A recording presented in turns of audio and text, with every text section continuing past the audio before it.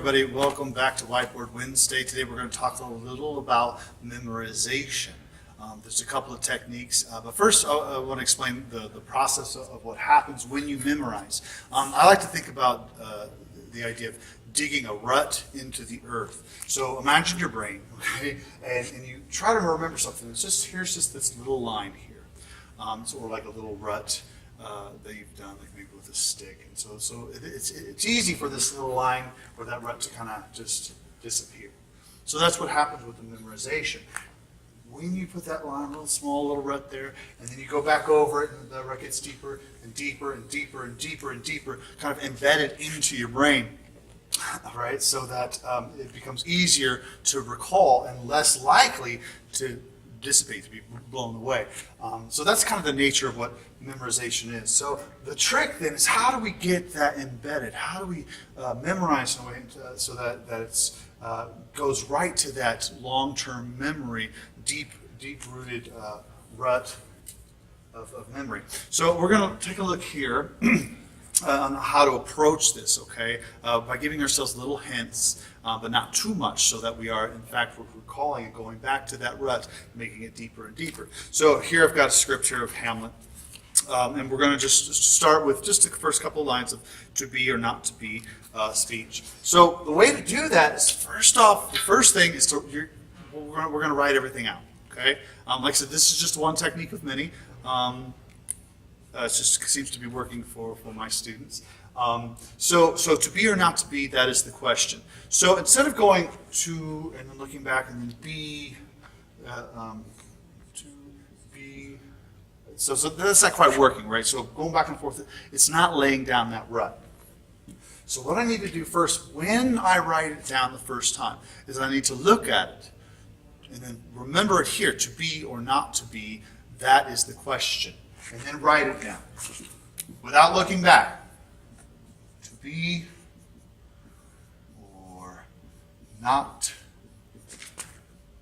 to be, that. Actually going further, but so all my Shakespeare people don't yell at me. That is the question.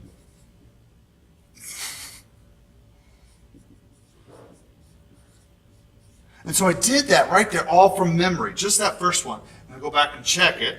To be or not to be, that is the question. Okay, so right there, that's the first kind of rut, the first layer that you're laying down, that memorization, by writing it out from memory. Don't go back and forth. So yes, you're going to have to write out all of your lines. And that's fine, right? That's fine. It's just as a process of memorization.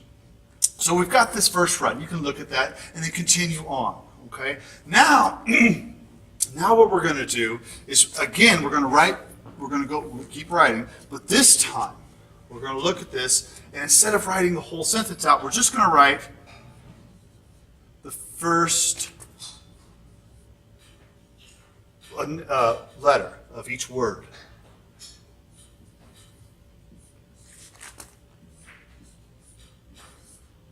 So now we have something like this. So what that's doing, so to be or not to be, that is the question. So what we're doing is, now we're forced to recall, right? We've laid down that first track. We're forced to recall the rest of this. What is that T? Oh, I don't know. I'm big in a memory. To. Now I know. B. What is it? B? Or so you're going back to this. And the more you go back to this memory, it's a hint. But it also is really laying down those tracks so that you begin to memorize it that way. To be or not to be, that is the question. And the same kind of thing with Shakespeare, this works. Then you just do the first line.